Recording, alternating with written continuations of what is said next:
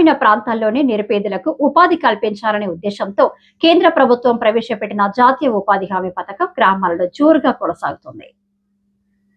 గ్రామీణ ప్రాంతాల నిరుపేదలకు ఉపాధి కల్పన కోసం 2006వ సంవత్సరంలో ప్రవేశపెట్టిన మహాత్మా గాంధీ జాతీయ ఉపాధి హామీ పథకం నరేగాగా పిలువబడేది.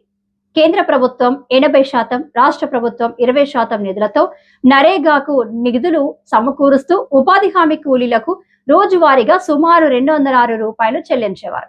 ప్రస్తుతం కేంద్ర ప్రభుత్వం మహాత్మా గాంధీ జాతీయ ఉపాధి హామీ పథకం పేరును బీబీజీ రామ్జీగా మారుస్తూ చట్టం తీసుకొచ్చింది. ఏప్రిల్ మొదటి వారం నుండి Viksit Bharat guarantee for Rozgar and Ajeevika mission Gramin కా పథకం ప్రారంభించింది. గతంలో 100 రోజుల పని దినాన్ని ప్రస్తుతం 125 రోజులకు పెంచుతూ కేంద్ర ప్రభుత్వం 60%, రాష్ట్ర ప్రభుత్వం 40% నిధులను సమకూరుస్తూ రోజువారీ కూలీగా సుమారు 306 రూపాయలను చెల్లించనున్నారు. ఉపాధి హామీ పనులకు హాజరైన కూలీలకు ఉదయం 6:30 నుండి గంట పాటు ఫోటో క్యాప్చరింగ్ ద్వారా పని కల్పిస్తూ 4 గంటల పాటు పనిచేసిన అనంతరం గ్రూప్ ఫోటో ద్వారా రోజువారీ కూలీలను లెక్కించనున్నారు.